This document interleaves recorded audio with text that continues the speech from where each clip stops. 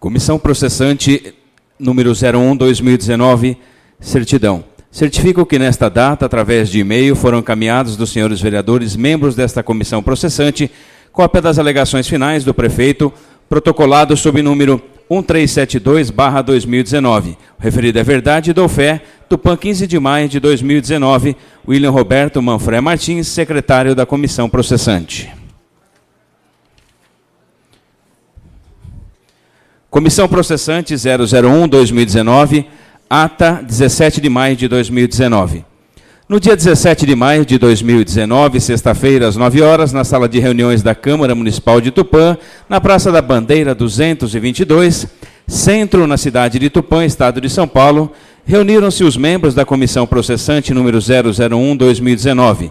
Presentes os vereadores que compõem a comissão, conforme nomeação pelo ato 22/2019, da mesa da Câmara, a saber, Amaury Sérgio Mortágua, presidente, Charles dos Passos, relator, e Gilberto Neves Cruz, membro, e também os assistentes da comissão, servidores William Roberto Manfré Martins e Emerson Sadayuki, que vão secretariar e dar assistência a este ato. Havendo quórum legal, o presidente da comissão, vereador Amaury Sérgio Mortágua, agradece a presença e solicita que tomem assento em seus lugares.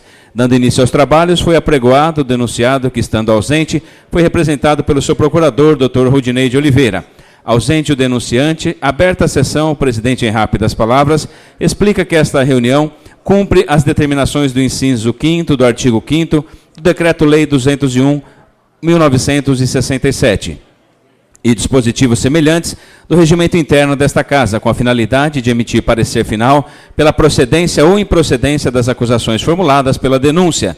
De acordo com a lei, o julgamento final destas acusações, procedentes ou improcedente, caberá ao plenário na forma do estabelecido no artigo 4º do Decreto-Lei 201/1967. Esclarece que o denunciado protocolou suas razões finais escritas dentro do prazo legal, que foi imediatamente distribuída a cópia literal a todos os membros da comissão, para que pudessem, junto com as demais peças do procedimento que já possuem, elaborar os seus pareceres dentro do convencimento de cada um.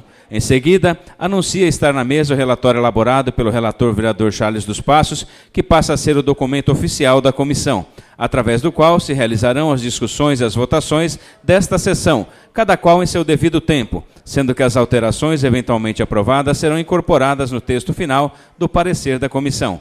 Em seguida, solicita ao secretário Emerson Sadayuki, UAMI, que inicie a leitura do parecer. Efetuou-se a leitura da primeira parte relativa ao relatório. Suspensa a leitura, foi colocada em discussão o relatório, cujo texto foi emendado, corrigido e alterado de acordo com matérias aprovadas pela comissão. Não havendo mais quem quisesse fazer uso da palavra, o novo texto relativo ao tópico 1 do relatório foi colocado em votação, que obteve o seguinte resultado.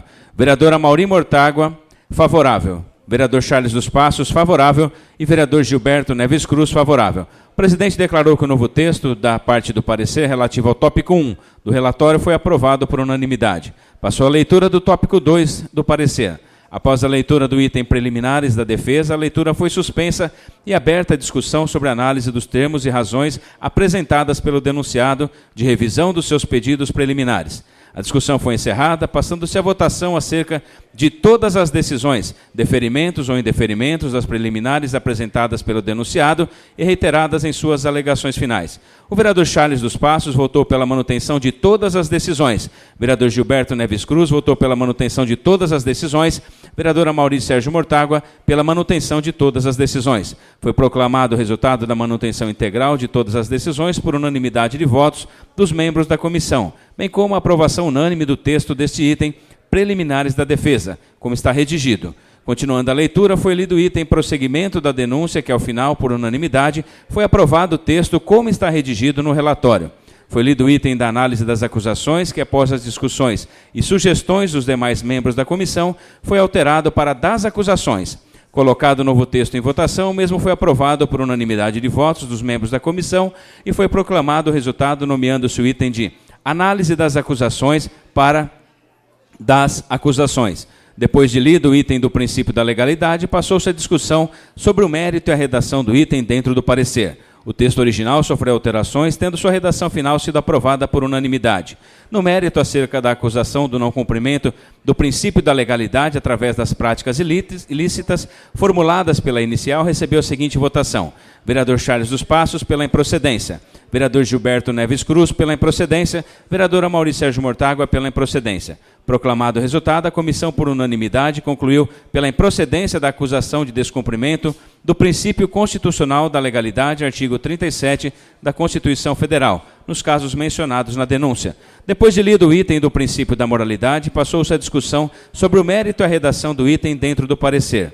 O texto original sofreu alterações, tendo sua redação final sido aprovada por unanimidade. No mérito acerca da acusação de não cumprimento do princípio da moralidade, através de práticas ilícitas formuladas pela inicial, recebeu a seguinte votação: vereador Charles dos Passos votou pela improcedência; vereador Gilberto Neves Cruz, pela improcedência; vereadora Maurício Sérgio Mortágua, pela improcedência. Proclamado o resultado, a comissão, por unanimidade, concluiu pela improcedência da acusação de descumprimento do princípio constitucional da legalidade, artigo 37 da Constituição Federal, nos casos mencionados na denúncia. Depois de lido o item do princípio da eficiência, passou-se a discussão sobre o mérito e a redação do item dentro do parecer. O texto original sofreu alterações, tendo sua redação final sido aprovada por maioria, ou seja, voto favorável dos vereadores Amaury Sérgio Mortágua e Charles dos Passos, com voto contrário do vereador Gilberto Neves Cruz. No mérito, o vereador Charles dos Passos votou pela procedência desse item do princípio da eficiência. Vereador Gilberto Neves Cruz, pela improcedência, justificando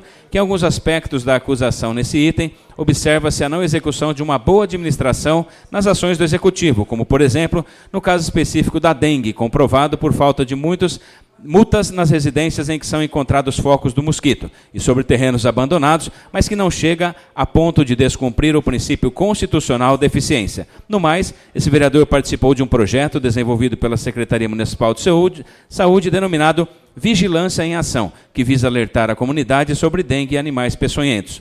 O vereador Amaury Sérgio Mortágua votou pela procedência desse item do princípio da eficiência. E, por 2 votos a 1, a comissão votou pela procedência da denúncia em relação ao descumprimento do princípio constitucional da eficiência, sendo que a procedência dessa acusação sujeita as práticas do denunciado ao julgamento pela Câmara, que podem ser sancionadas ou não com a cassação do mandato do prefeito por infração político-administrativa do inciso 8 do artigo 4 do Decreto-Lei 201/967. Ao plenário cabe essa decisão. Em seguida, por unanimidade dos membros, o parecer final, devidamente corrigido, foi adotado como parecer final da comissão, no qual, após o texto, será acrescida a seguinte observação: o presente parecer, depois de devidamente emendado com as sugestões acatadas, foi aprovado por unanimidade pelos membros da comissão, exceto o item do princípio da eficiência, que foi aprovado pela maioria dos membros com 2 votos favoráveis, vereador Amaury Sérgio Mortágua e Charles dos Passos, e um voto contrário, vereador Gilberto Neves Cruz. O denunciado, através do seu procurador, sai intimado das decisões desta sessão, sendo-lhe entregue cópia do parecer da comissão. Comunique-se o denunciante que enviou de cópia do parecer. Oficie-se ao presidente da Câmara, comunicando o parecer final dessa comissão processante pela improcedência das acusações relativas aos princípios constitucionais da legalidade e moralidade e procedente em relação às acusações do princípio constitucional da eficiência, com cópia da ata desta sessão e do parecer da comissão, solicitando a convocação de sessão para o julgamento, para a qual, desde já, indica a leitura do parecer final da comissão.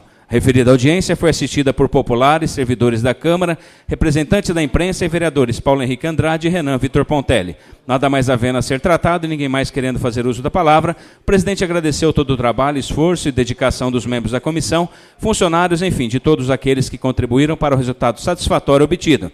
Declara encerrada a sessão, agradecendo a presença de todos e determinando a lavratura da presente ata. Lavrada por mim, William Roberto Manfré Martins, que depois de lida e aprovada, vai assinada pelos membros da comissão processante e por quem de direito que assim o desejar. Do PAN, 17 de maio de 2009, assinaram o vereador Amaury Sérgio Mortágua, presidente da comissão, Gilberto Neves Cruz, membro, Charles dos Passos, vereador relator, Dr. Rudney de Oliveira, advogado do denunciante, vereador Paulo Henrique Andrade e vereador Renan Vitor Pontelli.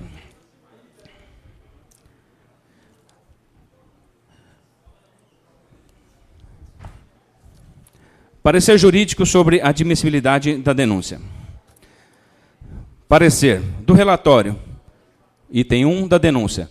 A denúncia apresentada pelo cidadão André Gustavo Zanoni Braga de Castro acusa que o prefeito municipal de Tupã, José Ricardo Raimundo, denunciado, não obedece aos princípios constitucionais, artigo 37 da Constituição Federal, em sua administração, cometendo em consequência infrações políticos-administrativas previstas no Decreto-Lei 201/67, em seu artigo 4.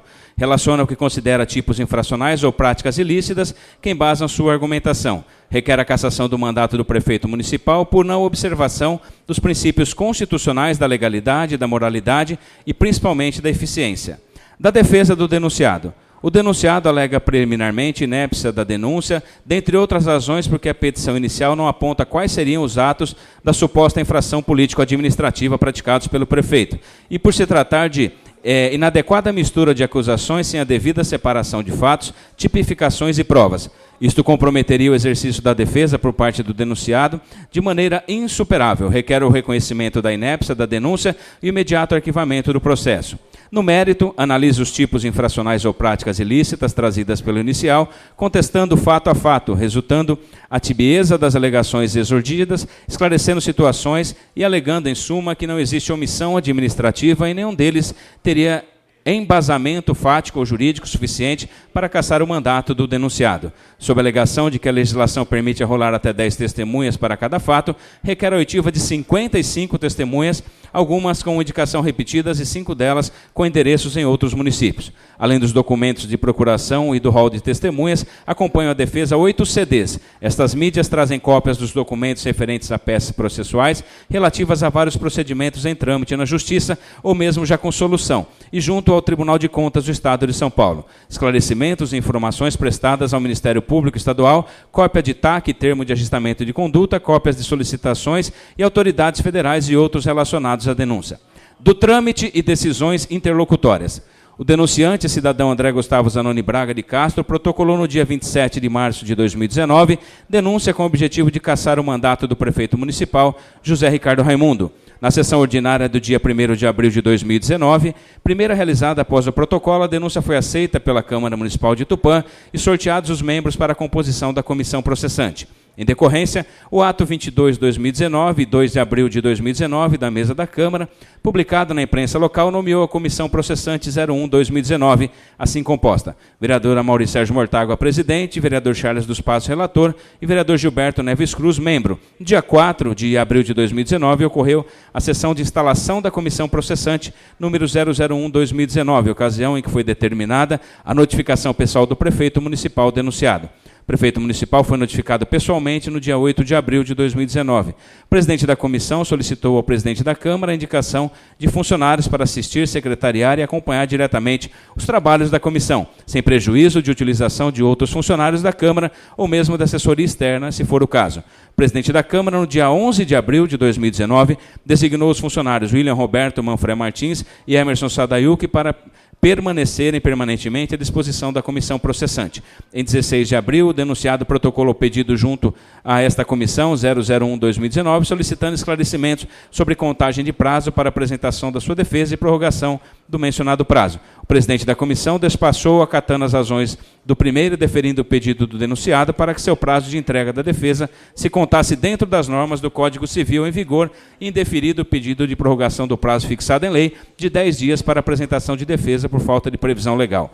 Por despacho do presidente da comissão, datado de 23 de abril de 2019, foi designada a realização da reunião da comissão processante para o dia 29 de abril, às 9 horas, para análise dos fatos e da defesa e emissão do parecer, opinando pelo prosseguimento ou arquivamento da denúncia. Deste ato, o denunciado foi intimado no dia 23 de abril, às 11h36. O denunciante foi comunicado no dia 23 de abril, às 17h10. O vereador relator no dia 24 de abril de 2019 e o vereador membro no dia 24 de abril de 2019, às 10h50. No dia 24 de abril, às 16h24, o denunciado protocolou sua defesa. Protocolo 011-45/2019, com 37 páginas, acompanhado da procuração ad judicia, de rol de testemunhas em 13 páginas e com mídias atinentes aos fatos que discorrem na defesa. No mesmo dia, 24 de abril, às 16h33, o denunciado protocolou. Protocolo 011-46/2019, requerimento para adiamento da reunião designada para o dia 29, alegando compromisso anteriormente agendado, juntando constando 3 páginas de comprovação de sua alegação. Por despacho datado do dia 25 de abril, o presidente da comissão, vereador Maurício Sérgio Mortágua, indeferiu o pedido de adiamento, vez que a presença do denunciado em mencionada reunião não é obrigatória, podendo, se assim o desejar, fazer-se representar por seus procuradores ou até mesmo pelo advogado que vier a nominar para o ato. Deste despacho, o denunciado foi intimado em 25 de abril, às 12 horas. A Secretaria Legislativa Jurídica, em resposta ao questionamento do presidente da comissão, protocolou em 24 de abril parecer no qual concluiu que, de acordo com a disposição expressa do regimento interno da Câmara, parágrafo 2º do artigo 274, os prazos estabelecidos às comissões processantes terão seu curso normal durante o recesso legislativo. Por determinação do presidente da comissão, no dia 25 de abril, foram encaminhados aos vereadores membros desta comissão cópia da defesa apresentada pelo denunciado, acompanhada de documentos que o instruíram e de um pendrive contendo as mídias que vieram com a defesa para análise e embasamento da emissão do parecer opinando pelo prosseguimento ou arquivamento da denúncia na reunião designada para o dia 29 de abril. Em 26 de abril, sob número 1167/2019, foram protocolados documentos pelo cidadão Marco Antônio de Barros, solicitando que, na condição de amicus curiae, fossem anexados aos autos desta denúncia documentos comprovando sua condição de cidadão e eleitor. Cópias de documentos e dados sobre combate e controle à dengue, cópia de representação que apresentou, junto à Promotoria da Saúde Pública da Comarca de Tupã. O presidente da comissão, após análise, expediu o despacho indeferindo o solicitado e determinando o desentranhamento dos documentos juntados por impossibilidade jurídica e processual do seu atendimento e incompatibilidade com o rito desta denúncia, além de que sua aceitação implicaria em desfocar o pedido inicial e comprometeria a celeridade do feito. Desse despacho foram intimados o denunciado, o denunciante e o requerente. No dia 29 de abril, segunda-feira, na sala de sessões da Câmara, foi realizada a reunião da comissão processante com a presença do denunciante, do denunciado, dos vereadores, assessores e público, no qual a comissão, por maioria dos votos, após análise dos termos da peça inicial, da defesa apresentada e dos documentos que compõem o procedimento, opinou pelo prosseguimento da denúncia, iniciando-se a instrução. Nesta reunião foram indeferidos os pedidos preliminares da defesa, da inépcia da denúncia, porque ela preenche os requisitos legais e não se vislumbrou que a mesma cita dificuldades para a defesa. O pedido de oitiva de 55 testemunhas formulado pelo denunciado também foi indeferido por falta de amparo legal, determinando-se a intimação de 10 primeiros da lista apresentada pela defesa, concedendo-lhe, todavia, o direito de substituí-las por outras que estivessem na mencionada lista, desde que esta compareça à audiência, independente da intimação em que a substituída deveria depor.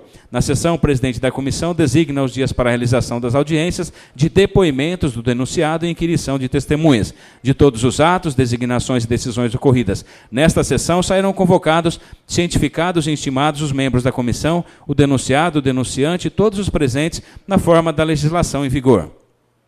No dia 2 de maio de 2019, quinta-feira, às 14 horas, na sala das comissões desta Câmara, foi realizada a sessão de audiência destinada ao depoimento do denunciado, no qual foi apresentado documento informando sua ausência e requerendo que depusesse após todas as testemunhas com fulcro na legislação penal e solicitando a redesignação do interrogatório para o final da instrução. A comissão, por unanimidade, indeferiu o pedido com base no inciso 2 do artigo 106b do Regimento Interno e do dispositivo semelhante 201/1967, que determina a ordem dos fatos, trazendo em primeiro lugar o depoimento do denunciado, depois a inquirição das testemunhas. O denunciado foi considerado como ausente da sessão, depois a inquirição das testemunhas.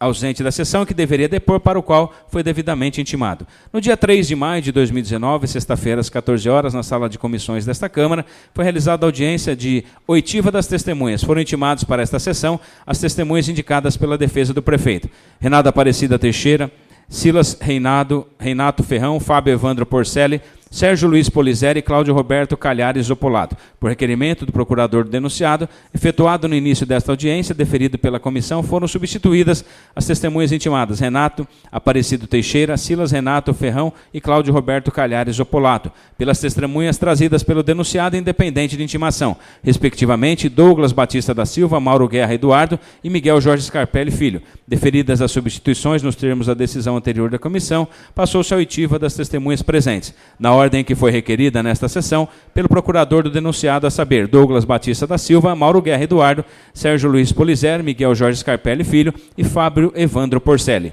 cujos depoimentos foram gravados em vídeo e posteriormente anexados aos autos. No dia 7 de maio de 2019, terça-feira, às 14 horas, na sala das comissões desta Câmara, foi realizada audiência de oitiva de testemunhas. Intimados para esta sessão, as testemunhas indicadas pela defesa do prefeito: Célia de Fátima Zeferino, Joselane Cristine Pio Nunes Rocha, Juliana Yuri Weide Benossi, Douglas Batista da Silva e Caroline Alves Machado. Por requerimento do procurador do denunciado, efetuado no início desta audiência, foram substituídas as testemunhas intimadas: Célia de Fátima Zeferino, Joselane Cristine Pio Nunes Rocha, Douglas Batista da Silva e Caroline Alves Machado, pelas testemunhas trazidas pelo denunciado, independente de intimação, respectivamente, Cristiano Raimundo Butarelli, Thomas Gomes e Valentim Sérgio Bizeski, e por Reinaldo de Souza Augusto, que não está presente, requerendo o procurador do denunciado a intimação desta testemunha. Foram deferidas as substituições pleiteadas em relação às testemunhas que estão presentes, independente da intimação. Com relação à testemunha ausente, a comissão indeferiu o pedido da intimação, porque já foram intimadas as 10 testemunhas que a legislação permite, e ficou decidido que o denunciado poderia substituí-las, desde que os substitutos comparecessem à audiência, independente da intimação da comissão. O procurador do denunciado solicita, então, que a testemunha possa vir no dia seguinte, para a qual já há uma intimação para a realização de mais uma audiência para inquirição de testemunha, o que foi deferido, determinando-se que a oitiva da testemunha Reinaldo de Souza Augusto ocorra no dia seguinte, independente de intimações, cabendo ao denunciado trazê-lo para depor no dia seguinte, 8 de maio, às 14 horas, conforme já designado. Deferidas as substituições, no termos da decisão anterior da comissão, passou-se a oitiva das testemunhas presentes na ordem que foi requerida nesta sessão pelo procurador denunciado, a saber, Cristiano Raimundo Butarelli, Thomas Gomes, Juliana Yudi Weide Benossi e Valentim César Bijeski, cujos depoimentos foram gravados em vídeo e posteriormente anexados aos autos.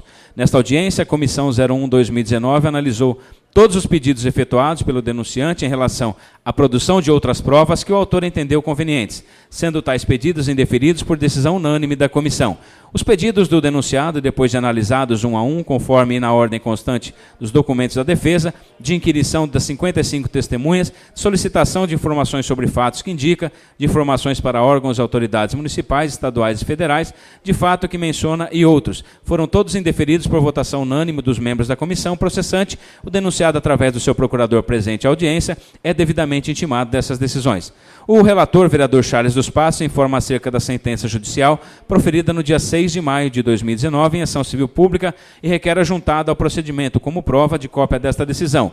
Ação civil pública que determina ações de fazer para a Prefeitura em relação à atuação da administração pública municipal no combate à dengue e animais peçonhentos, o que foi deferido por unanimidade nos membros da comissão processante, entregando-se no ato cópia dessa decisão judicial ao procurador do denunciado, intimando sobre a deferida juntada de documento judicial, sobre a qual se manifestou, salientando que não havia sido publicado no Diário e nem Diário Oficial Eletrônico, Diário da Justiça Eletrônica e nem transitado em julgado. No dia 8 de maio de 2019, quarta-feira, às 14 horas, na sala das comissões desta Câmara, foi realizada audiência na qual deveria depor a testemunha substituta, Reinaldo de Souza Augusto. Ausente o denunciado, ausente seu procurador. A testemunha que deveria comparecer, independente de intimação, vez que fora rolada pelo denunciado para substituir testemunha devidamente intimada, também não compareceu.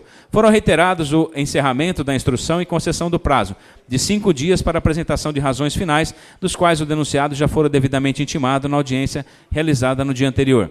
Foi designado dia 17 de maio de 2019, às 9 horas, nesta Câmara Municipal, para a realização da sessão da comissão processante para emissão do parecer pela procedência ou improcedência das acusações de denúncia, ato para o qual os membros da comissão foram convocados e também devidamente intimados. O denunciado por seu representante legal. O denunciado apresenta suas razões finais no dia 15 de maio de 2019, às 16 horas e 17 minutos. Imediatamente são enviados cópia dessas alegações finais a todos os membros da comissão para análise e respaldo de suas decisões, a serem apresentadas na sessão designada para o dia 17 de maio. As alegações finais reportam-se as razões trazidas no documento contestatório da defesa, reproduzindo inclusive, literalmente, os mesmos argumentos e considerações, bem como refazendo pedidos que já foram objetos de decisão por esta comissão processante. E, finalmente, requerendo o julgamento da denúncia pela tal improcedência em relação a todas as acusações nelas veiculadas.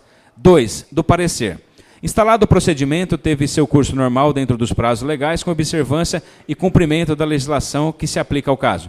Preliminares da defesa. As razões e pedidos preliminares formulados pela defesa, já indeferidos pela comissão, foram literalmente reiterados nas alegações finais. Não se pode perder de vista que esse procedimento é administrativo, com regras amparadas por legislação específica, sem os rigores de um procedimento judicial, até porque sua iniciativa cabe a qualquer cidadão e exigir-se severo trâmite de formalismo jurídico ceifaria a possibilidade dessa iniciativa popular.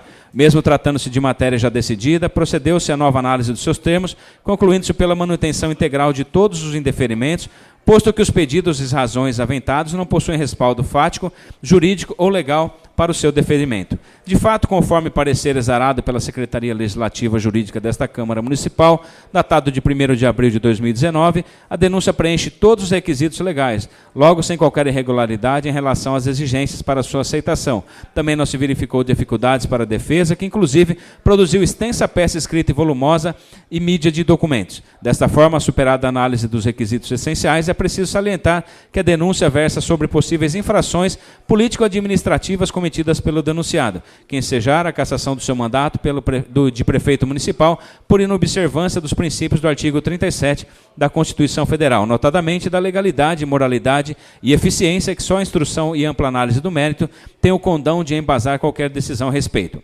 Prosseguimento da denúncia.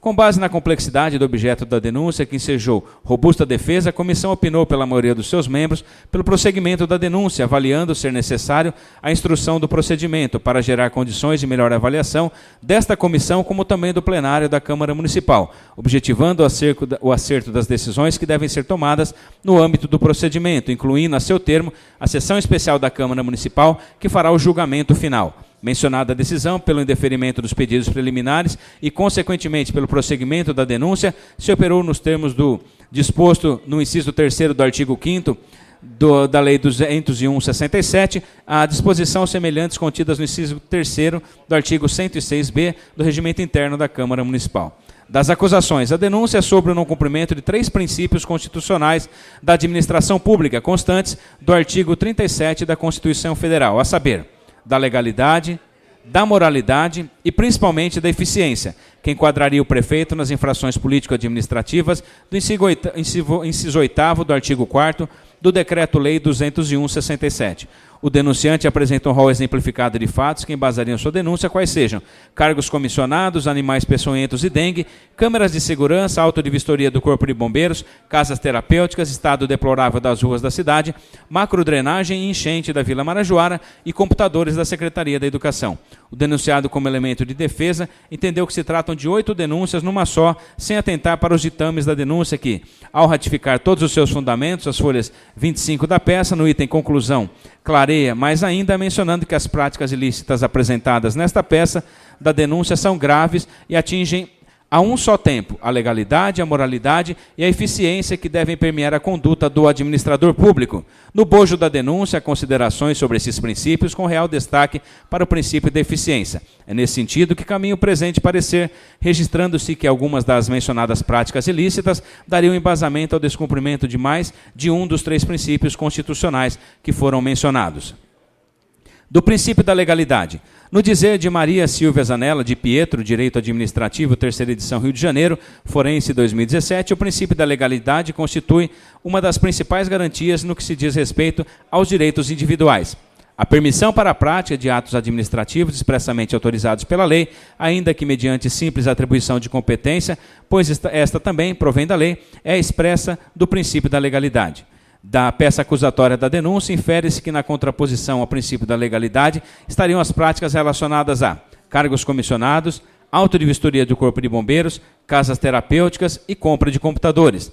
Da análise de todo o arcabouço procedimental dos autos, é forçoso concluir-se que não existe legalidade na contratação de ocupantes de cargos comissionados, inclusive os destinados às casas terapêuticas, mesmo aqueles eventualmente declarados inconstitucionais pela Justiça em decisões ainda sem trânsito em julgado, porque ao tempo de mencionadas contratações, as legislações que as autorizava estavam em plena vigência e todos os atos dela decorrentes são eficazes até que anulado pelo Poder Judiciário, o que de fato ainda não ocorreu, vez que decisões sem trânsito em julgado. Conforme depoimento de testemunhas Tomás Gomes, policial militar lotado na guarnição do Corpo de Bombeiros local, todos os imóveis concluídos ou construídos pela atual administração municipal têm o respectivo AVCB. Bem assim, declarou que a municipalidade está cumprindo o cronograma do compromisso dentro dos prazos de regularização das dependências e imóveis utilizados pela Prefeitura. Logo, eventual irregularidade da falta de AVCB que existentes de longa data se constituem herança de administrações anteriores. É objeto de providências da atual administração municipal, dentro do planejado, cumprindo os compromissos assumidos nesse mistério. O descumprimento dos princípios da legalidade também não pode ser aplicado aos casos de eventuais crimes de casas terapêuticas, posto que cometidos por agentes públicos que prestam ou prestaram serviço à municipalidade. Logo, neste prisma da legalidade, não pode ser atribuída ao denunciado. A acusação sobre a inobservância da lei na aquisição de computadores se revela frágil e mesmo a citação da possibilidade de abertura de inquérito civil sem comprovação, ou mesmo identificação de tal procedimento jurídico, não pode se constituir em embasamento para tal enquadramento. O princípio da legalidade na administração pública restringe a ação administrativa aos ditames da lei, de tal sorte que sua ação só se concretiza se prevista em obediência aos dispositivos legais e às acusações apresentadas no exordial que supostamente dariam fundamento à denúncia, nesse aspecto que se mostram consistentes e em grande proporção inexistentes quanto às mencionadas ilegalidades. Desta forma, dentro da limitação das alegadas práticas ilícitas formuladas pela inicial, conclui-se pela improcedência da acusação de descumprimento do princípio constitucional da legalidade preconizada pelo artigo 37 da Constituição Federal nos casos mencionados pela denúncia. O julgamento final desta acusação cabe ao plenário na forma do estabelecido pelo artigo 4 do Decreto-Lei 201/1967. Do princípio da moralidade. A denúncia traz o desrespeito ao princípio da moralidade como uma de suas acusações através de práticas ilícitas mencionadas nos tópicos: cargos comissionados, câmeras de segurança, casas terapêuticas, computadores da Secretaria da Educação.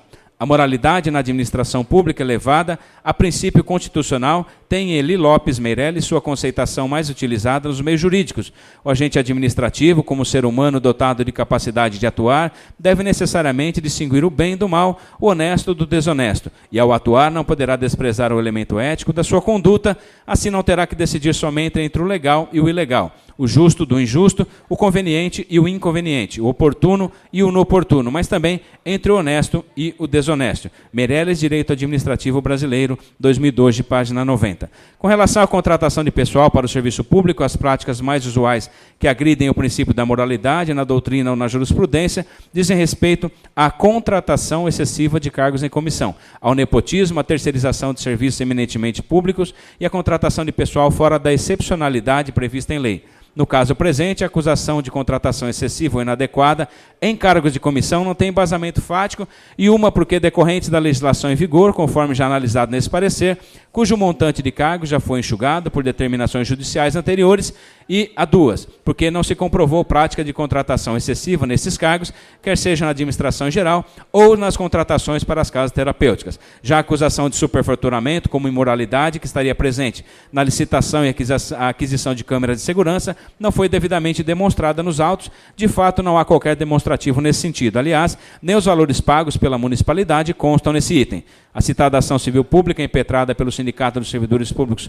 Municipais, processo 1000707-19 de 2019, trata de assegurar direitos à privacidade, à intimidade e outros direitos dos seus representados, no qual foi deferida liminar, conforme consta na mídia apresentada, com a defesa CD3, e não trata de aludido superfaturamento. Na mesma linha, o depoimento do testemunho de defesa, Cristiano Raimundo Butarelli. Não foi demonstrada nas alegadas práticas ilícitas conduta que caracterize situação de ofensa ao princípio constitucional em questão, razão pela qual se considera improcedente a acusação de desrespeito ao princípio da moralidade. O julgamento final desta acusação cabe ao plenário na forma do estabelecido pelo artigo 4 do Decreto-Lei 201/1967. Do princípio da eficiência. Esse princípio, acrescido do artigo 37 da Constituição pela Emenda Constitucional 19/1998, além de componente de análise jurídica, traz consigo enorme carga de subjetividade, quer de caráter individual como coletivo, que se externa nas manifestações de cidadãos em redes sociais, nas rodas de conversa, em reuniões, pela imprensa, em festas, bares, estabelecimentos públicos ou privados, enfim, disseminado por toda a comunidade, compartilhado o sentimento de frustração e desesperança em relação à atuação da administração pública. A lista do ministro do STF, Alexandre de Moraes, ensina: assim, o princípio da eficiência é o que impõe ao administrador público, direta e indireta, aos seus agentes, a percussão do bem comum, por meio do exercício das suas competências de forma imparcial, neutra, transparente, participativa, eficaz, sem burocracia e sempre em busca da qualidade, rimando pela adoção dos critérios legais e morais necessários para a melhor utilização possível dos recursos públicos, de maneira a evitarem-se desperdícios e garantir-se maior rentabilidade social. As acusações de descumprimento desses princípios se embasam no conjunto da administração, logo em praticamente todos os itens trazidos pela inicial da denúncia, mas pela fundamentação da exordial destacam-se animais peçonhentos e dengue, casas terapêuticas, estado deplorável das ruas da cidade, macrodrenagem e enchente da Vila Marajoara, computadores da Secretaria da Educação. Na questão de combate à dengue, é preciso reconhecer o estado de epidemia do município, que no início desta denúncia eram contabilizados, segundo o exordial, 195 casos, 27 positivos, e as últimas informações oficiais da Secretaria Municipal de Saúde contabilizam 2.491 casos, 780 aguardando resultados de análise, o que merece a manchete em Jornal da Cidade de que a epidemia de dengue já é recorde, diário 15 de maio de 2019, suplantando a ocorrida em 2013, até então a maior, e com perspectiva de aumentar ainda mais. As testemunhas Douglas Batista da Silva, médico da Secretaria de Saúde, infectologista que atua no ambulatório de infecções, e a testemunha Juliane Yuri Uedi Begnossi, enfermeira responsável pública municipal, responsável pelo setor de combate às endemias e epidemias, foram unânimes e convergentes em afirmar a existência da epidemia no município. O que é preciso verificar é se houve omissão da administração pública na prevenção e no combate à transmissão da dengue, pois o consenso nos meios científicos, e consta inclusive em panfletos sobre a matéria, que o único modo possível de evitar transmissões de dengue é a eliminação do mosquito transmissor, ou seja, a melhor forma de se evitar a dengue é combater os focos do acúmulo de água, locais propícios para a criação do mosquito transmissor da doença. A eficiência consiste em combater preventiva e permanentemente os criadouros. As testemunhas Douglas e Juliana declararam que havia alerta dos órgãos superiores de saúde, prognosticando a real possibilidade da ocorrência do surto de endemias de dengue neste ano de 2019, vez que, segundo afirmam, é cíclica. A recomendação era no sentido de que os cuidados fossem redobrados. Ambos relatam providências e medidas educativas envolvendo escolas, entidades, secretarias municipais e também órgãos públicos. Esses depoimentos também são convergentes em afirmar que o município não constitui comitê gestor intersetorial que, de acordo com a orientação das diretrizes nacionais para a prevenção e controle da dengue, seria essencial para o efetivo combate, vez que teria representantes de todas as áreas do município que tenham interface com o problema da dengue, como, por exemplo, limpeza pública ou saneamento. Também não foi constituído plano municipal de contingência de dengue como atividade rotineira, mas, segundo a testemunha Juliana, algo semelhante e não formal. A testemunha Douglas informa que não atua no setor de combate de campo, de rua, e sim na parte ambulatorial e no atendimento aos doentes. A testemunha Juliana, encarregada do setor de combate às endemias e epidemias, informa que o setor enfrenta costumeiramente falta de pessoal suficiente para as ações necessárias, o que foi agravado pela retirada de servidores de outras secretarias que auxiliavam no combate e retornaram aos seus postos de origem para evitar desvio de função. Apesar dos prognósticos dos órgãos de saúde da esfera estadual e federal, a testemunha informa que não houve intensificação generalizada dos trabalhos como forma de atuação, mas por opção, em razão das limitações, houve intensificação em pontos estratégicos da ocorrência de maior intensidade de focos e criadouros como forma de conduta do setor. Ela informa que seus superiores, notadamente a Secretaria de Saúde, sempre são alertados sobre os problemas, os diagnósticos e sobre os trabalhos que precisam e não precisam ser realizados. Curiosamente, as duas testemunhas disseram que, atendendo à solicitação e determinações superiores, desenvolveram trabalhos em municípios vizinhos, nomeadamente Bastos e Adamantina, e que lá foram mais reconhecidos e valorizados do que neste município. Dados da SUSEM, que podem ser vistos em seu site, susem.sp.gov.br, demonstram que o município de Tupã não cumpriu a meta dos órgãos de saúde em realizar o mínimo de visita de 80% de imóveis da cidade. A cada 2 meses, o item 8 da portaria 1520, de 30 de maio de 2018, do Ministério da Saúde. segundo notícia veiculada na Câmara Municipal por gráfico desta fonte, nos meses de julho e agosto de 2018, foi de 45,7%. No bimestre setembro-outubro de 2018, 45,90%. No bimestre novembro-dezembro de 2018, 38,8%. E no bimestre janeiro-fevereiro de 2019, 52,30%. Em todo esse período, já havia informação da possibilidade real de epidemia. Dados da SUSEM relativos a este ano de 2019 demonstram a aplicação do veneno fornecido pelo governo federal no município de Tupã, contabilizando as visitas com nebulizador portátil nos imóveis. Em janeiro, de 1.031 visitas, em fevereiro, 1.474 visitas, em março, 1.695 visitas, em abril, 3.172 visitas. É preciso registrar que de abril de 2019 ainda não se verificava o problema da escassez da falta de veneno, recolhido pelo fabricante e que voltará à distribuição normal em junho. Poderia ser requerido desde que fundamentado. A população deve participar dessa luta, mas seria ingênuo acreditar que o cidadão por si só tome esse tipo de iniciativa. Não se pode transferir a responsabilidade, que é do Estado, para o cidadão. Não se viu também nenhuma campanha substancial de esclarecimento e incentivo a medidas de combate à prevenção à dengue que orientasse a população.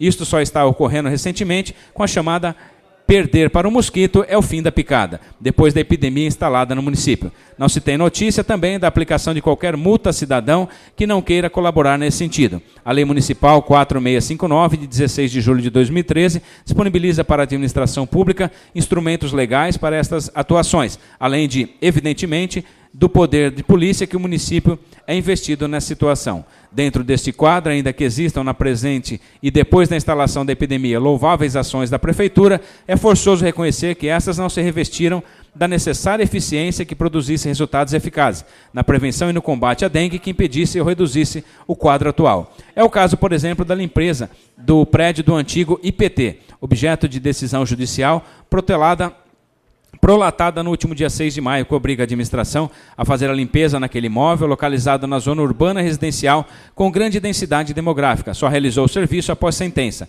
Estes fatos apontam a omissão da administração pública ou para ações que em nada contribuíram para a intensificação de combate à dengue, que desde meados do ano passado já se mostrava necessária. A assertiva contestatória de que vivemos um surto de epidemia que também atinge outros municípios é inservível para a defesa do denunciado, posto que dos 645 municípios do estado de São Paulo, cerca de 40 enfrentam esse problema. Então, no reverso desta argumentação de defesa, seria possível admitir que os outros 600 municípios tomaram as medidas preventivas e não enfrentaram a epidemia. Aliás, no sentido contrário, os decretos do prefeito municipal 8.372, 13 de 11 de 2018, 8.389, 14 de 12 de 2018, que decretaram pontos facultativos em recesso funcional nas repartições públicas por vários dias em novembro e dezembro do ano passado, sem manter na Secretaria de Saúde um funcionamento, o setor competente de combate à dengue. Foram 6 dias contínuos em novembro e 12 dias em dezembro, o que sem dúvida alguma agravou o problema, como se observa no gráfico de visitação a imóveis deste bimestre. Dezembro-novembro de 2018, 38,80, muito inferior ao bimestre anterior, 45,90 e ao posterior, 52,30. Também não foi demonstrado nenhum esforço para suprir a necessidade de pessoal para as demandas das ações preventivas, quando ainda havia um concurso em aberto e também poderia, dada a situação emergencial, ter se utilizado da contratação temporária ou outro tipo para alavancar essas ações preventivas. Com relação a casas terapêuticas, seria totalmente inapropriado atribuir-se ao denunciado a responsabilização pelos crimes eventualmente cometidos por agentes públicos. No entanto, através dos procedimentos jurídicos, policiais, administrativos e constantes denúncias e manifestações, amplamente demonstrado nesta Câmara Municipal, alguns estão nas mídias trazidas pela defesa. É possível vislumbrar que esses problemas iniciaram-se e prosseguiram por vários meses de forma continuada e a administração não teve a competência para fiscalizar, gerenciar, descobrir seu desenvolvimento e tomar as medidas cabíveis de imediato. As reclamações com relação ao funcionamento dessas unidades são constantes sem providências eficazes. Até caso de substituição do funcionário público por cuidador privado ocorreu. É visível a falta de eficiência na fiscalização, no gerenciamento e na execução das políticas de saúde do setor. O caso das ruas cheias de buracos se constitui em evento lastimável para a cidade. A testemunha Miguel Jorge Scarpelli Filho, que é secretário municipal do setor, a par de discorrer sobre suas atividades à frente da Secretaria, da precariedade dos equipamentos, da insuficiência de pessoal, do esgotamento e envelhecimento do asfalto da cidade, informa que a partir de quando assumiu a chefia da Secretaria não faltou material ou recurso. Informa também que na maior parte da cidade será necessário recapeamento das vias para o que não existe recurso em sua secretaria, que a operação tapa-buraco já atingiu um percentual razoável na cidade, mas se chover com intensidade, corre o risco de perder o serviço já realizado em vários locais. Alguns pontos dos seus depoimentos são contraditórios com o depoimento de outras testemunhas trazidas pela defesa, Valentim César Bijeski, mas tais incongruências não são relevantes para os fatos deste procedimento administrativo. Evidencia-se, no entanto, que o serviço de tapa-buracos, preconizado como necessário e no dizer da contestação item 11, realizado continuadamente, não vinha sendo executado como devia, e pelos depoimentos técnicos das testemunhas, esse serviço permanente, ainda que paliativo, é, no dizer também da contestação, uma alternativa viável para diminuir o problema e assegurar ao menos a segurança do sistema viário. O resultado da falta desse serviço eficiente no setor, principalmente no período que antecede a estação de chuvas, desembocou na situação caótica em que se encontram as vias públicas do município. Nas informações prestadas à promotoria pública, o município informa a falta de recursos para a realização permanente desse serviço, conforme se vê na mídia trazida pela defesa no CD 06, Ruas de Tupã. Em relação às alegadas práticas ilícitas relativas à macrodrenagem e enchente na Vila Marajoara, tem-se que a ocorrência da enchente é incontroversa com todas as suas nefastas consequências aos moradores daquele bairro. É fato que choveu intensamente, muito além de qualquer previsão. Não se vai aqui discutir as polêmicas que envolvem as obras de macrodrenagem paralisadas e com 2 procedimentos judiciais em andamento, de muita complexidade, até porque, na denúncia, a macrodrenagem é apenas citada como pano de fundo e originária da situação calamitosa, reconhecendo que o problema é antigo. A defesa dedicou todo um tópico para o assunto item 12 da contestação.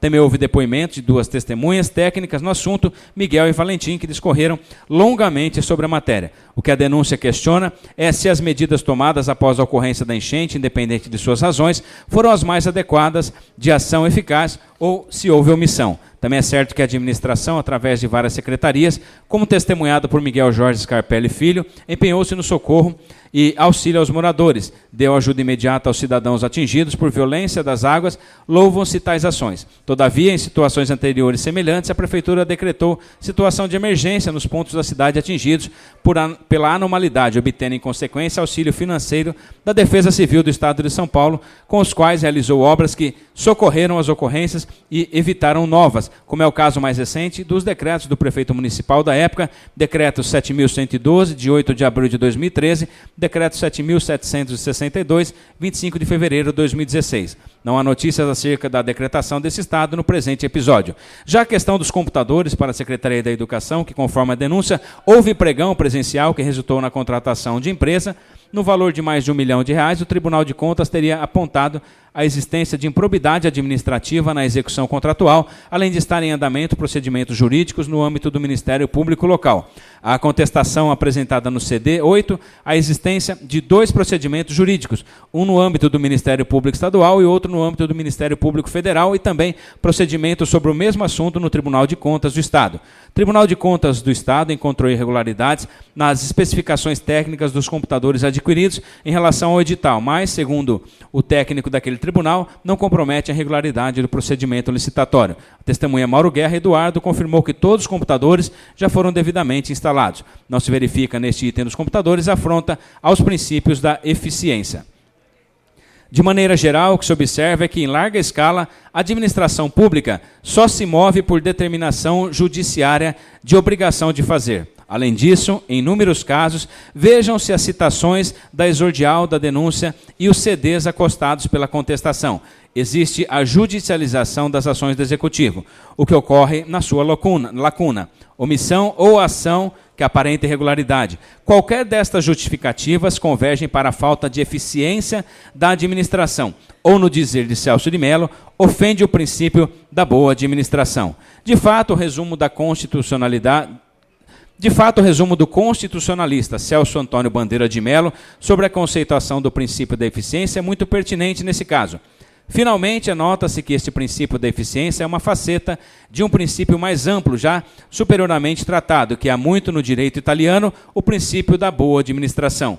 curso de Direito Administrativo, edição 12, São Paulo, Malheiros, 1999, página 92. O poder público deve demonstrar de forma clara que suas ações ou omissões não causam prejuízos à população. A maioria das anunciadas práticas ilícitas apresentadas pela denúncia nesse tópico, como embasadoras da falta de eficiência da administração, chefiada pelo denunciado, convergem para algum tipo de prejuízo à população. Destarte, conclui-se pela procedência da denúncia em relação ao descumprimento do princípio constitucional da eficiência. A procedência desta acusação sujeita as práticas do denunciado ao julgamento pela Câmara, que podem ser sancionadas ou não com a cassação do mandato do prefeito, por infração político-administrativa do inciso 8º do artigo 4º do Decreto-Lei 201/1967.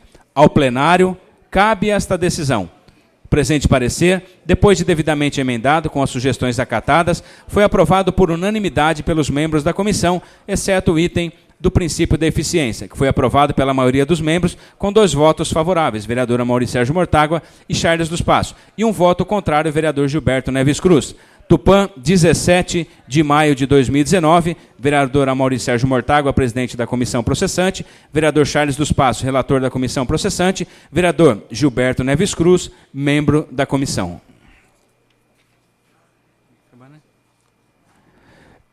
Envia parecer final da comissão. Ofício 09, comissão processante 1/2019. Senhor presidente, por determinação do presidente da comissão processante, número 01/2019, encaminhamos a Vossa Excelência cópia do parecer final desta comissão e da ata da reunião realizada no dia 17 de maio de 2019. Solicitamos ainda a convocação de sessão para o julgamento, para a qual, desde já, indica a leitura do parecer final da comissão. Atenciosamente, William Roberto Manfred Martins, assistente legislativo. Senhor Eliezer de Carvalho, presidente da Câmara, 17 de maio de 2019. Notificação do denunciado sobre a sessão de julgamento e publicação no Jornal Diário de Tupã, no dia 27 de maio de 2019, da pauta da sessão do dia 29 de maio de 2019. Ofício encaminhado à mídia sobre o pronunciamento da Secretaria Municipal de Saúde, Vigilância em Ação. Pronto, senhor presidente.